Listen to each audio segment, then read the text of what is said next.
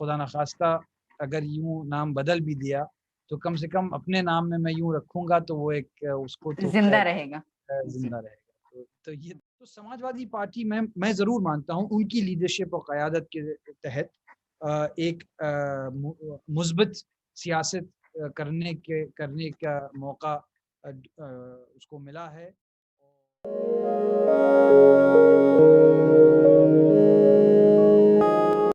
السلام علیکم ورحمۃ اللہ وبرکاتہ. میں تہمیش خان علی گڑھ مسلم یونیورسٹی سے استقبال کرتی ہوں آپ سبھی کا میرے چینل ٹیم ٹاکس میں، اور امید کرتی ہوں کہ آپ سب لوگ بخیر ہوں گے. آج میں پھر ایک نئے اسپیکر کے ساتھ حاضر ہوں. آج کے اسپیکر اشوکا یونیورسٹی میں پروفیسر ہیں پولیٹیکل سائنس اور ہسٹری کے، اور یہ ایک ہسٹورین ہیں، پولیٹیکل سائنٹسٹ ہیں، رائٹر ہیں، اور ساتھ ہی اوکیجنلی پوئٹ ہیں. آپ نے اپنی پی ایچ ڈی اور M Phil University of Cambridge سے کی، اور آپ کو کئی ساری زبانوں میں مہارت حاصل. آپ نے اپنی سب سے پہلی کتاب 2020 میں لکھی جس کا نام تھا poetry of belonging, Muslim imagining of India.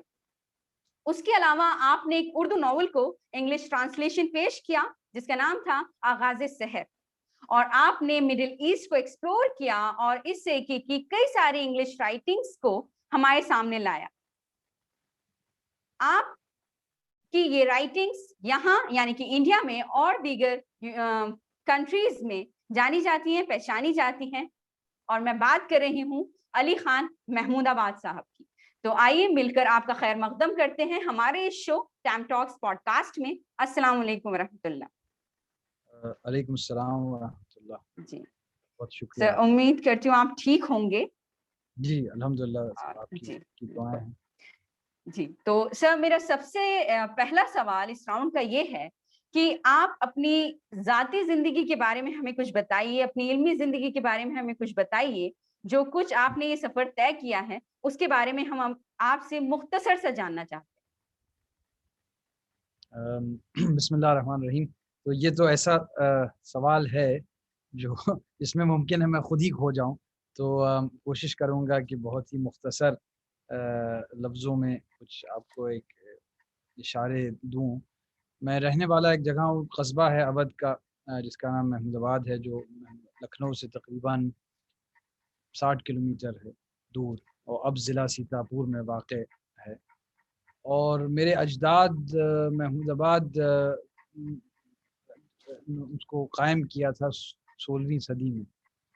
لیکن وہ میرے اجداد اصل میں آئے تھے ہندوستان شہاب الدین غوری کے زمانے میں، تقریباً اوائل 13ویں صدی عیسوی. تو یعنی 1258 کے بعد ایک بہت بڑی ہجرت ہوئی تھی وہاں سے، کیونکہ بغداد کو تباہ کیا گیا تھا. لیکن اس سے پہلے بھی لوگ آتے جاتے تھے. تو عباسی خلیفہ تھے ناصر لدین اللہ، تو ان کے زمانے میں خلعت اور مختلف اعزاز وغیرہ لے کے ہمارے جد تھے قاضی نصر اللہ، جو قاضی القضات پھر آ کے ہوئے ہندوستان میں. وہ ملتان آئے اور غوری وغیرہ ان سے ملنے گئے، ان کو روک لیا ہندوستان میں. تو پہلے وہ خیر ملتان میں رہے، پھر امروہہ میں رہے، پھر دہلی میں. تغلق کے زمانے میں یہاں ایک محمود آبادی کے پاس ایک جگہ ہے بلہرہ، وہاں وہ لوگ پہنچے. تغلق نے جب اپنی پوری دارالسلطنت جو ہے منتقل کی تھی، دولت آباد چلا گیا تھا، کیونکہ اس کو ڈر تھا کہ سازشیں بہت ہو رہی ہیں میرے خلاف. تو بلہرہ قائم ہوا، اور اس کے بہت بعد جب مغلوں کا زمانہ آیا تو ہمارے کچھ جد تھے ان کے مغلوں کی سروس میں آئے. قاضی پہلے تھے، پھر ارتش یعنی فوج میں ہوئے. تو یوں ایک یہ لمبا سلسلہ رہا ہے، پدری جو سلسلہ ہے. اور میری والدہ جو ہیں ان کا خاندان ادے پور کا خاندان ہے، راجپوتوں کا خاندان ہے. اور وہ وہاں ان کی اپنی ایک تاریخ ہے ادے پور میں. جی. تو یہ دو پس منظر ہیں خاندانی. اور میرا ذاتی سفر خیر یوں تو ابتدا اس کی لکھنؤ محمود آبادی میں ہوئی. اس کے بعد میں برطانیہ میں پڑھا 11 سال کی عمر سے، کافی کم سن تھا جب میں چلا گیا تھا. لیکن اللہ کا شکر یہ ہے کہ والدین نے بہت ہی زور دی اس بات پر کہ زبان نہ بھولیں. تو ہمارے گھر میں ممانعت تھی انگریزی بولنے کی، کیونکہ ظاہر ہے وہاں پڑھ رہے تھے انگریزی، تو اس کی وجہ سے اور بزرگوں کی دعا کی وجہ سے یہ زبان ایک طرح سے برقرار رہی، اور زبانی آخر میں شناخت ہوتی ہے کسی بھی شخص کی، تو وہ میرے خیال سے سب سے بڑی ایک بڑا تحفہ تھا ان کی طرف سے۔ برطانیہ میں رہا، پھر جب فارغ ہوا اسکول سے تو بمبئی میں 1 سال رہا، جس سال 9/11 ہوا، یہ جو حملہ ہوا تھا امریکہ میں، اس سال میں ارادہ میرا تھا یمن جانے کا عربی پڑھنے کے لیے، کیونکہ وہاں ایک اچھا ماحول، اب تو خیر جنگ میں مبتلا اور بہت ہی افسوسناک صورتحال ہے، لیکن اس زمانے میں مانا جاتا تھا کہ عربی کی درس و تدریس اور مدرسے بھی بہت پرانے ہیں وہاں، خاص کر حضرموت میں تریم میں، لیکن میں جانا چاہتا تھا عربی سیکھنے، لیکن وہ تو ظاہر ہے کہ امریکہ جانا تھا ڈگری کے لیے، تو وہ یمن کا پورا منسوخ ہو گیا اور رد ہو گیا۔ میں امریکہ گیا، 4 سال وہاں ڈگری کی پولیٹیکل سائنس ہسٹری میں، پھر کچھ سال ہندوستان میں رہا اپنے والد کے ساتھ، یہاں گھر کے کاموں میں کچھ تجربے حاصل کیے، اور پھر میں سیریا گیا، وہاں دمشق میں عربی زبان پڑھنے کے لیے گیا تھا، اور اتفاق سے وہاں جو مختلف مدارس ہیں بہت پرانے مختلف مکتب فکر کے، اس میں بھی بیٹھنے کا موقع ملا۔ یوں بیٹھتا تھا میں درس میں جا کے، لیکن فارملی نہیں تھا، یعنی میں شریک ہوتا تھا اور لوگوں سے، اساتذہ سے سوال وغیرہ پوچھتا تھا، تو وہ ایک بڑا عمدہ بہت اچھا سال میرا گزرا تھا، 1.5 سال تقریباً۔ اور اس کے بعد میں برطانیہ واپس گیا، وہاں جیسے آپ نے کہا ایم فل کی، پی ایچ ڈی کی، اور پھر ہندوستان لوٹا۔ وہ کہ بہت سے لوگ کہہ رہے تھے باہر رہو، ہندوستان کے حالات خراب ہو رہے ہیں، لیکن میں نے کہا کہ بہت ہی عمر کی ایک بیشتر جو حصہ تھا وہ باہر گزرا، تو یہاں آ کے کچھ خدمت انجام دیں، والدین بھی یہیں تھے، تو یہاں اشوکا یونیورسٹی میں پڑھاتا ہوں، اور 2017 میں اس میں بھی شمولیت حاصل کی، رکنیت سماجوادی پارٹی کی، میں اکھلیش یادو جی جو ہیں ان کے ساتھ کام کرتا ہوں، اور باقی جو لکھنے پڑھنے کا سلسلہ ہے وہ تو جاری ہے ہی ہے۔ تو یہ بہت ہی شاید 5 منٹ سے زیادہ نہ ہو گیا ہوں، لیکن یہ ایک نہیں سر، کوئی بات نہیں۔ دراصل اس سوال کو دینا مشکل ہی ہوتا ہے، کیونکہ اتنا کچھ کیا ہوا ہوتا ہے اور اس کا جواب دینا اتنے کم ٹائم میں بہت مشکل ہوتا ہے۔ بالکل، تو آپ کا جواب تو بہت اچھا رہا، لیکن میں اس میں ایک بات آپ سے جاننا چاہتی ہوں کہ یہ جو آپ کا نام ہے علی خان محمود آباد، تو ہم اکثر جو دیکھتے ہیں، جو لوگ اپنے جگہ کا نام لگاتے ہیں تو دیوبند والے دیوبندی لگاتے ہیں، تو یہ محمود آبادی کیوں نہیں ہوا، محمود آباد کیوں رہا، اور آپ نے یہ کیوں لگایا؟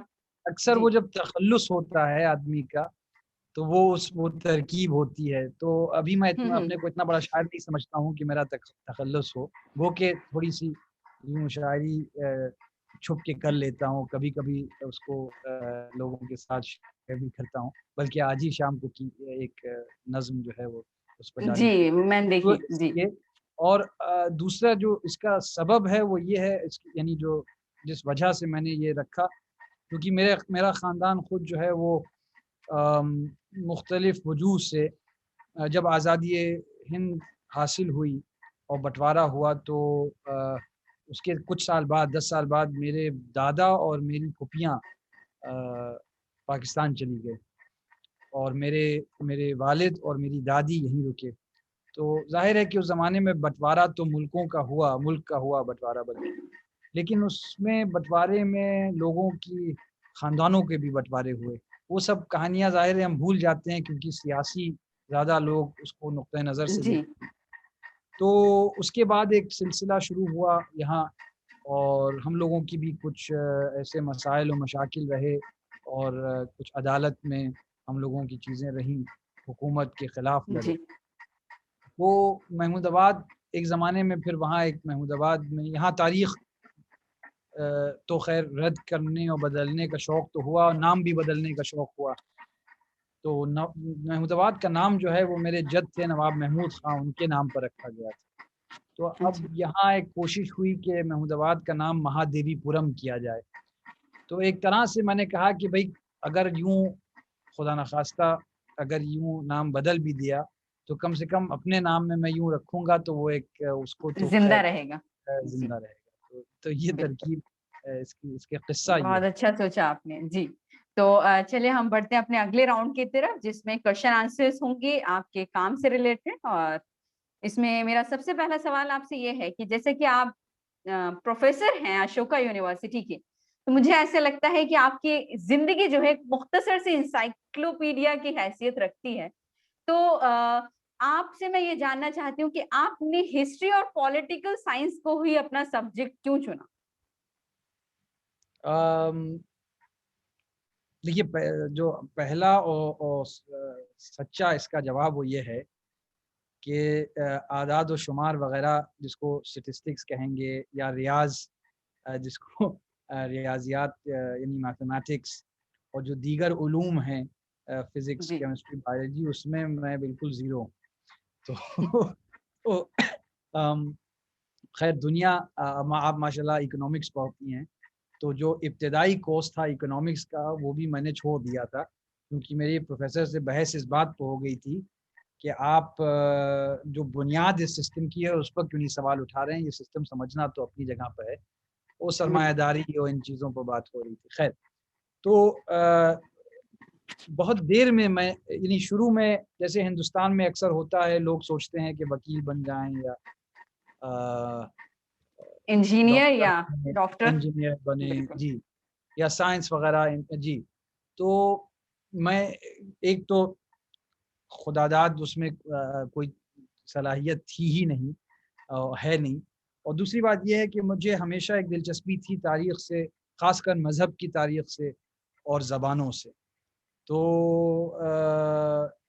آپ کا بیک گراؤنڈ بھی تاریخ سے ہی تھا تو اس لیے اور ممکن آپ ہے کے وہ لیے اس کا زیادہ کہیں نہ کہیں کچھ رہا ہو, ریلیشن آ لیکن گیا. بچپنے سے مجھے قصہ یوں یاد آیا جو لوگ سن کے بڑے حیرت انگیز ہوتے ہیں اور تعجب بھی کرتے ہیں کہ میں لاماجینیا میں پڑھتا تھا لکھنؤ میں, تو وہاں جو استانی تھیں تو انہوں نے یہ میرے خیال سے بات ہوگی 1994 کی یا ایسے کوئی 90 جی نہیں بس اس سے بھی پہلے 92 کی یا 93 کی بات ہوگی. میں کافی چھوٹا تھا, میرے خیال سے 10-11 سال کا ہوا ہوں گا. تو استانی نے سب سے پوچھا کہ کیا بننا چاہتے ہو, جیسے پوچھا جاتا ہے بچوں سے, تو کسی نے کہا فوجی, تو کسی نے کہا پائلٹ, تو کسی نے کہا ڈاکٹر, تو کسی جو مثلا زیادہ تر بچے اپنے والدین کو دیکھ کے بچے کہتے کہتے ہیں, ہیں ماں یا باپ کو. بالکل. تو مجھ سے پوچھا گیا تو میں نے کہا میں مولانا بننا چاہتا ہوں. تو وہ ہکا بکا رہ گئی, کیونکہ غالباً یہ جواب جو ہے کسی نے ملاماجینئر کی تاریخ میں نہیں دیا ہوگا. تو خیر ممکن ہے پریشان بھی ہوئی ہوں, لیکن حقیقت یہ ہے کہ ہمارے اساتذہ جو عربی زبان فارسی کے اور مذہب کے علوم دینی جو ہوتے ہیں وہ ایسے زبردست تھے, ان میں اتنی کشش تھی کہ واقعاً میرے لیے وہ ایک آئیڈیل تھے. تو وہ بچپن ہی سے ایک دلچسپی کہیں نہ کہیں پیدا ہو گئی تھی ان لوگوں کو دیکھتے ہوئے جو میرے اساتذہ تھے جو یہاں آتے جاتے جی تھے, اور جو گھر میں بھی باتیں ہوتی تھیں اس سے ظاہر ہے کسی بھی بچے کے ذہن پر اثر پڑتا ہے. تو یہ وجوہ ہیں. یہ وجوہات ہیں جی بالکل. تو میرا اگلا سوال سر آپ سے یہ ہے کہ آپ نے کئی سارے ملکوں میں جا کر تعلیم حاصل کی ہے, جیسے کہ یو کے, یو ایس اے اور بہت سارے ملک. تو میں آپ سے یہ جاننا چاہتی ہوں کہ ہمارے ملک کے تعلیمی نظام میں اور وہاں کے ملکوں کے تعلیمی نظام میں کیا فرق ہے؟ آپ کو کیا ایسا ڈفرینس دکھائی دیتا ہے یا سملیرٹیز دکھائی دیتی؟ دیکھیے تعلیمی نظام کیا نظامی میں فرق ہے, تو تعلیمی نظام تو بہت ایک خاص بات ہو گئی. لیکن اگر شعبہ تعلیم کی بات کی جائے تو دیکھیے حکومت کی طرف سے جو ادارے قائم ہوئے اس میں حکومت دخل اندازی کرتی ہے یہاں, اور ایسے جو ملک ہیں مثلا سیریا میں بھی یہی صورتحال تھی, کیونکہ وہ ڈکٹیٹرشپ تھی جب میں رہتا تھا, اور ابھی بھی ڈکٹیٹرشپ ہے. ظاہر ہے وہاں الیکشن وغیرہ ہوتے ہیں لیکن وہ الگ ایک خطہ ہے. الیکشن ہونا کوئی بہت بڑی دلیل نہیں ہے جمہوریت ہونے کی. تو کہیں نہ کہیں پہلی بات تو یہ ہے کہ ہمارے یہاں بعض حکومتیں اداروں پر حاوی ہونے کی کوشش کرتی ہیں, اور دوسری بات ہمارے یہاں ہندوستان میں جو خصوصی بنائے گئے ادارے، پرائیویٹ انسٹیٹیوشنز جو بنائے گئے، تو وہ اکثر کسی ایک خاندان کی یا کسی فرد کی یا کسی تنظیم کی یا گروہ کی جاگیر مانے گئے، تو پھر ان لوگوں نے اپنے طور پر اس کو روش دینے کی کوشش کی. یا تو جو قابل تعریف بات میں کہوں گا، یوں تو اختلاف بہت کیے جا سکتے ہیں اور جی کرتے ہیں لوگ امریکہ کے یا برطانیہ کے پالیسیوں کے اور چیزوں کے، لیکن جو وہاں کی یونیورسٹیز میں ایک ماحول ہے، وہ واقعاً ایک ماحول ایسا ہے کہ آپ کوئی بھی سوال پوچھ سکتے ہیں، کوئی بھی ریسرچ کر سکتے ہیں. وہاں بھی ظاہر ہے کہ ہر جگہ سینسرشپ ہوتی ہے، بہت خوبصورتی سے بالکل. ہوتی ہے، آواز دبائی جاتی ہیں، بعض چیزیں پڑھائی نہیں جاتی ہیں، لیکن کم سے کم وہاں ہمارے یہاں جو ایک اور کمزوری ہے سینئر جونیئر کی، وہ کچھ وہاں کم ہے. تو یہاں مثلاً میں اکثر جو دوست ہیں جو پی ایچ ڈی یہاں کرتے ہیں ہندوستان میں، تو وہ اپنے استادوں کے سودا بھی لا رہے ہیں، بچوں کو بھی کھلا رہے ہیں، گاڑی بھی چلا رہے ہیں. تو یہ سب غلط ہے. یہ سب میں خود یعنی کسی ایک آدمی کی تنقید نہیں کر رہا ہوں، لیکن یہ کام نہیں ہے ایک طالب علم کا، خاص کر ایک ریسرچ اسٹوڈنٹ کا. تو بالکل وہی میں نے کہا نا کہ تعلیمی نظام نہیں بلکہ سماج کا، معاشرے کا جو پورا چارچوب فریم ورک ہے وہی بالکل مختلف ہے. لوگوں کی ذہنیتیں مختلف ہیں اور ہم لوگ چاہتے ہیں، ہم لوگوں کو بہت شوق ہے یہاں ہندوستان میں یعنی بزرگی جتانے کا، یا یعنی ایک طرح سے اپنے منصب کا یا اپنے عہدے کا فائدہ اٹھانے. تو یہ بعض باتیں ہیں، لیکن ظاہر ہے کہ افسوس جس بات کا ہوتا ہے وہ یہ ہے کہ مثلاً یہاں جو اردو میں یا کسی اور زبان میں، ملیالی میں یا گجراتی، مراٹھی وغیرہ میں جو کام ہوتا ہے، جو لوگ اپنی زبانوں میں کام کر رہے ہیں، وہ بین الاقوامی سطح پر مانا نہیں جاتا ہے. تو یہ بھی افسوس کی بات، اکثر وہ بہت عمدہ کام ہوتا ہے. تو تعلیمی نظام جو ہے وہ یوں دیکھیے صلاحیت اساتذہ میں بھی ہے اور طلبہ میں بھی ہے، لیکن افسوس یہ ہے کہ یہاں جو ڈائنامکس ہیں ہماری سوسائٹی کے، ہماری کمیونٹی کے، وہ اکثر جو ہے وہ لوگوں کو کنٹرول کرنے کی، ان پر کسی نہ کسی قسم کی پابندی عائد کرنے کی کوشش کرتے ہیں. کیونکہ اگر آپ حقیقت پوچھیں تو ہم ڈرتے ہیں کہ لوگ ایسا سوال کہیں نہ پوچھ لیں جس کا ہم جواب نہ دے پائیں. تو اس سے بہتر ہے کہ اس کو سلام پوچھنے سے روک دو. بالکل. تو سر میرا اگلا سوال آپ سے یہ ہے کہ آپ سیکولرزم سے کیا سمجھتے ہیں، اور ابھی آج کل کے ماحول کو دیکھ کر آپ کو کیا لگتا ہے کہ سیکولرزم کیا باقی ہے؟ دیکھیے سیکولرزم کا جہاں تک کہ تعلق ہے، وقت نہیں ہے اس کی تاریخ میں جایا جائے، لیکن سبھی کو معلوم ہے یا اگر نہ معلوم ہو تو اس کے جڑیں جو ہیں وہ یورپ میں ہیں، اور خاص کر جو ہیں فرینچ ریولیوشن میں، جو انقلاب فرانس تھا اس میں ملتی ہیں. اور انہوں نے بالکل جدا کر دیا مذہب کو حکومت سے. لیکن جو یہ جدائی کا قصہ ہے وہ اس میں سینکڑوں سال لگی، صدیاں لگی. جو چرچ اور اسٹیٹ کا سیپریشن ہے جس کو سیکولرزم یورپ میں کہا جاتا ہے، فرینچ میں اس کو لائسیٹے کہا جاتا ہے، وہ ہماری سیکولرزم سے بالکل مختلف ہے. اور وہ اپنی ان کی ایک خاص تاریخ ہے.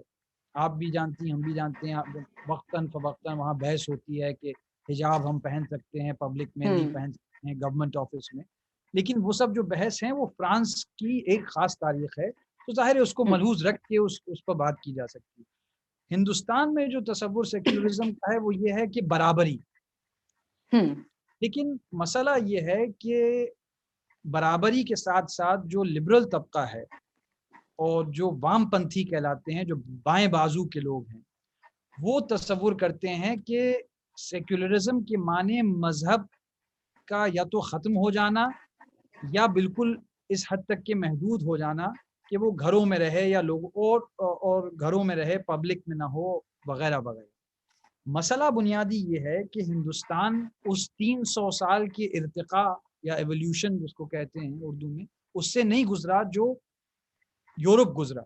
یعنی ہمارے ہندوستان میں معاشرے میں وہ تغیرات، وہ تبدیلیاں نہیں آئیں اور وہی نہیں آ پائیں جو 300 سال میں دھیرے دھیرے پنپی یورپی سماج میں. تو چنانچہ آج اگر ہم بات کریں 2021 ہندوستان کی، یہ مذہبی ملک ہے بیشتر، اور ظاہر ہے لوگوں کے جو خیالات ہیں، ان کے اقدار جو ہیں، قدریں ہیں، ان کے جو اصول ہیں، ان کا جو ایک نظریہ ہوتا ہے وہ کہیں نہ کہیں مذہب سے متاثر ہوتا ہے۔ مذہب کی بات نہ کر کے اور مذہب کی گفتگو فقط جو ہے فتنہ پرداز طاقتوں کے حوالے چھوڑ کے، میرے خیال سے بڑا نقصان ہوا ہے۔ سیکولرزم ہمارا جو ہماری جو مثال سیکولرزم کی ہندوستان میں ہونا چاہیے وہ بالکل انوکھی ہونا چاہیے، کیونکہ ہندوستان کی تاریخ انوکھی ہے۔ یہاں دیکھیے، یہاں ایسا نہیں ہے، بہت ظلم، طبقاتی ظلم رہا کلاس کا، یہاں ذات و برادری کو لے کے بہت ظلم رہا، یعنی کاسٹ کو لے کے اور کلاس کو لے کے اور کمیونٹی کو لے کے، لیکن کہیں نہ کہیں لوگوں نے نیشن سٹیٹ کے قائم ہونے سے پہلے ایک دوسرے سے کے ساتھ رہنے کا طریقہ ڈھونڈا تھا، اور وہ اس لیے ڈھونڈا تھا کیونکہ ان کی جڑیں مذہب میں بڑی پختہ، بڑی مستحکم تھی۔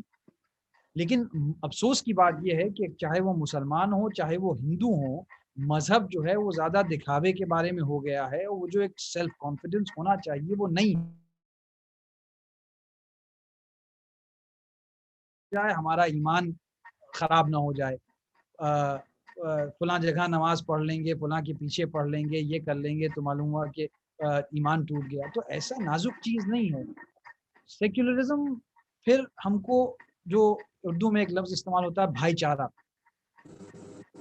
وہ کافی نہیں ہے، یعنی اگر آپ تھیوری بنانا چاہیں تو اس کے لیے کافی نہیں ہے، لیکن بہرحال وہ ایک حقیقت ہے ہمارے ملک کی، اور اگر ہم یورپ کی طرح زبردستی ہندوستان کو بنانے کی کوشش کریں گے تو ظاہر ہے اس میں پھر ایسے ہی فتنے قائم ہوں گے، کیونکہ ہمارا سماج رفتہ رفتہ دھیرے دھیرے بدلے گا۔ دیکھیے مذہب میں بھی اور مذہبی شناخت آئیڈینٹی میں بھی تغیرات آتے ہیں، وہ لازمی ہیں۔ اس وقت ایک گلوبل مسلم بھی آئیڈینٹی ہے جو اثر کرتی ہے لوکل مسلم آئیڈینٹیز کو، افریقہ میں، ساؤتھ ایسٹ ایشیا میں، ساؤتھ ایشیا میں۔ تو کئی اس سے ہم بچ نہیں سکتے ہیں، تبدیلی سے، ارتقاء سے، چینج سے ہم نہیں بچ سکتے ہیں، لیکن مسئلہ یہ ہے کہ کسی کو کسی دوسرے آدمی کو حقارت سے نہیں دیکھنا چاہیے۔ اور ہوا یہ ہے پچھلے 70 سال میں کہ مذہب اور مذہبی لوگ، دھارمک لوگ کو حقارت کی نظروں سے دیکھا گیا ہے، کہ گویا یہ these are people who are less evolved, ان میں وہ تبدیلیاں، تغیرات اتنی نہیں ہیں، یہ اتنے سویلائزڈ نہیں ہیں۔ لیکن آپ دیکھیں کہ مذہبی سے کیا کیا خوبصورت چیزیں، کیا کیا خوبصورت سوچ نکلے ہیں۔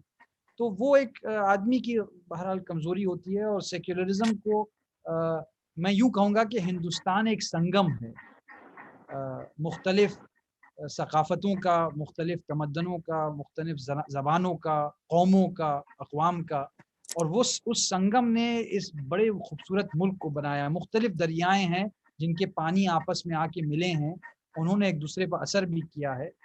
افسوس کی بات یہ ہے کہ اب جو ہیں ہم ایک دریا کو دوسروں سے پانی آرٹیفیشلی روکنے کی کوشش کر رہے ہیں، ڈیم بنانے کی کوشش کر رہے ہیں، لیکن آپ نے دیکھا ہے کہ جہاں ڈیم بناتے ہیں تو نیچر جو ہے پھر اس میں کیفیت پیدا ہوتی ہے، پھر وہ برداشت نہیں کرتی ہے بہت دن کہ ہمارے پر یہ ایک نقلی رکاوٹ لگائی جائے۔ تو سر میرا اگلا سوال آپ سے یہ ہے کہ آپ سماجوادی پارٹی سے منسلک ہیں، تو میں آپ سے جاننا چاہتی ہوں کہ آپ کو کیا لگتا ہے کہ یہ پارٹی کیا عوام کے لیے فکر مند ہے؟ دیکھیے پارٹی تو ایک بہت ایبسٹریکٹ چیز ہو گئی۔ میں جڑا تھا پارٹی میں اکھلیش یادو جی کے لیے، کیونکہ دیکھیے پارٹیز میں بھی تبدیلیاں آتی ہیں۔ پارٹیز میں جو آج بی جے پی ہے وہ بی جے پی 92 والی بی جے پی نہیں ہے۔ جو اٹل بہاری واجپئی کی بی جے پی تھی وہ اس وقت مودی کی بی جے پی نہیں ہے، اور جو مودی کی بی جے پی ہے وہ یوگی کی بی جے پی اگر ان کو مثلا نہیں ہوگی۔ میں اکھلیش یادو کی سوچ کی وجہ سے جڑا، میں سمجھتا ہوں کہ وہ ایک بہت پروگریسو لیڈر ہیں، انہوں نے کام کر کے دکھایا، بہرحال بلا تفریق مذہب و ملت کام کیا، انفراسٹرکچر کا کام کیا، ان تمام چیزوں کا کام کیا جس میں افسوس کی بات ہے کہ ہمارا ملک اور ہمارے جذباتی قوم جو ہے وہ ووٹ نہیں دیتے۔ تقریباً حل جو ہے ہر پارٹی سے ہوتی ہے۔ تو سماجوادی پارٹی میں ضرور مانتا ہوں ان کی لیڈرشپ اور قیادت کے تحت ایک مثبت سیاست کرنے کا موقع اس کو ملا ہے، اور ان کی لیڈرشپ، اکھلیش یادو جی کی لیڈرشپ کے تحت جو ہے میرے خیال سے یہ جو اس وقت صورتحال ہے جس میں کھائیاں پیدا کی جا رہی ہیں سماجوں میں، اس کو ختم کرنے کا یہ ایک اچھا موقع ہے۔ اور میں 2017 میں جڑا تھا سماجوادی پارٹی میں، اور اب تک کے سماجوادی پارٹی میں ہوں، اور سماجواد جہاں تک کے تعلق ہے، تو یہ تو ہو گئی بات پارٹی کی اور لیڈرشپ۔ تو سماجواد جو ہے وہ تو دیکھیے میں سمجھتا ہوں وہ اگر دیکھا جائے تو یونیورسل اصول ہیں، یعنی سماجواد کو اردو میں کہیں گے اشتراکیت، عربی میں بھی اشتراکیہ کہتے ہیں، یعنی شیئرنگ سے آتا ہے، شرک سے عربی میں جو مصدر ہے، اور انگریزی میں سوشلزم کہتے ہیں۔ کیونکہ میرا ماننا ہے کہ جو سرمایہ داری کا نظام ہوتا ہے اور جو پرائیویٹ ویلتھ اور کیپٹل کا نظام ہوتا ہے وہ ضرور ایک خواب دکھاتا ہے لوگوں کو کہ ترقی ہو سکتی ہے اور پیسے بڑھ سکتے ہیں، اور لیکن وہ جو خواب ہے اس میں کبھی بھی مساوات کا عنصر نہیں ہوتا ہے، ایکوالٹی کا، چنانچہ لوگوں کے حقوق دبتے ہیں، اور اس میں آخر میں یہی ہوتا ہے کہ جس کے پاس پیسہ ہوتا ہے وہ حکومت اور راج کرتا ہے۔ تو غریب، مسکین، یتیم، اور اگر آپ اسلام کی بھی تاریخ دیکھیں تو میں ان میں سے نہیں ہوں کہ میں کہوں کہ نہیں اسلام بھی سوشلسٹ ویلیوز سکھاتا ہے، ایسا نہیں، اسلام اپنا ایک نظام ہے، لیکن بعض ایسی سوشلسٹ ویلیوز ہیں جو اسلامی نظام میں اور بہت سی دنیا کی جو ایسے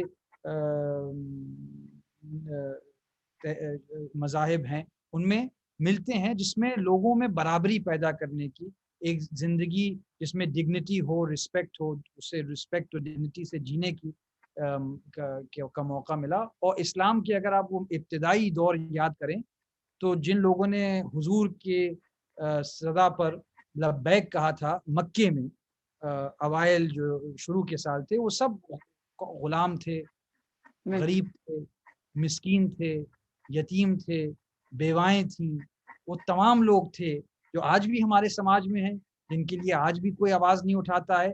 تو اس زمانے میں آپ حضور صلی اللہ علیہ وسلم نے ایک بغاوت کی تھی اسٹیٹس کو کے خلاف، اور اس سے ہم کو ایک درس ملتا ہے اصولوں کا جو یونیورسل پرنسپلز ہیں۔ میں مانتا ہوں کہ یہ ایک یونیورسل چیز ہے، اور جب تک کہ یونیورسل طور پر جو سماجواد کے، اشتراکیت کے، سوشلزم کے جو کچھ اصول ہیں وہ لاگو نہیں ہوں گے، غربت کو مٹانا تو بہت دور کی بات ہے، امیروں اور غریبوں میں جو کھائی ہے وہ بڑھتی چلی جائے گی۔